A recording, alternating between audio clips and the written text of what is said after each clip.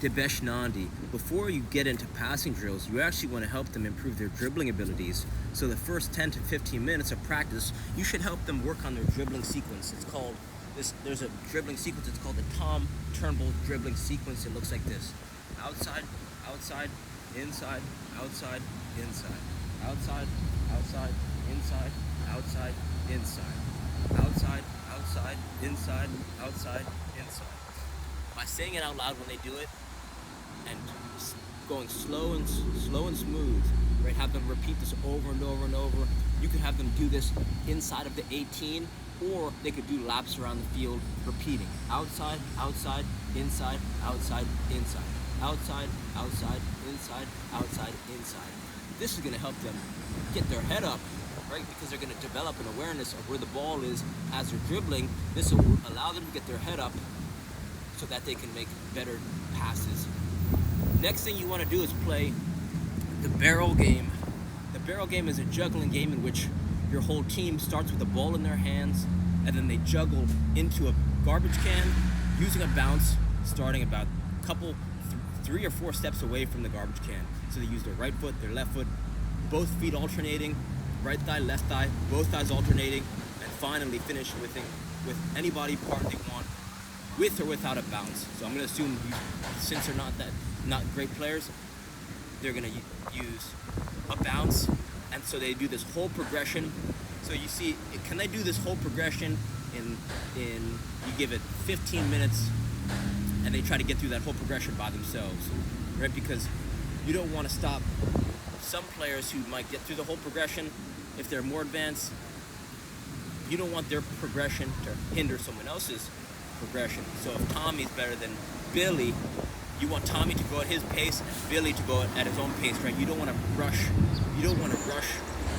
the learning. Lastly, the thing you want to do is finish with 1v1 to cones, right? 1v1 to cones is, let's say you play 3 games of 1v1, but you need to invest in some of the tall cones, the ones you can knock over, like these.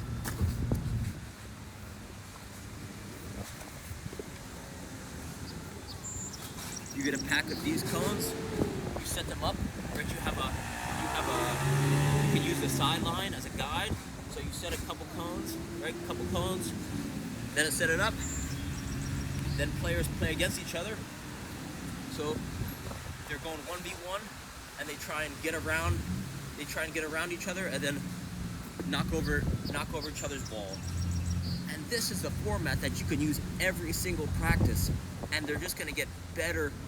They're just going to get these are the fundamentals of skills development training, right? It's ball mastery, juggling while moving forward, so their ability to take the ball out of the air and aim, right? They have to aim to a direction in which they want to go, and then it's 1v1, so it's shielding and also 1v1 attacking and defending.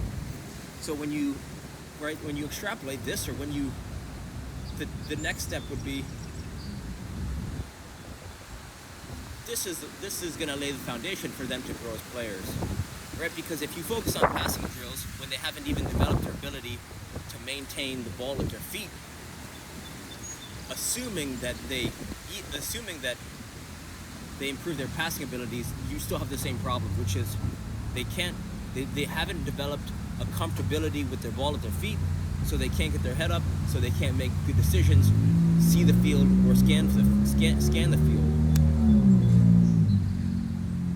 So that would be the best place to start.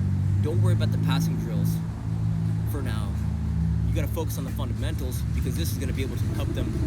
This is going to help lay down their foundation, because it doesn't matter how well they do in the 7-a-side tournament. What matters is that you're growing their fundamental skills and abilities from a young age, because this is going to give them a competitive advantage over players in the future.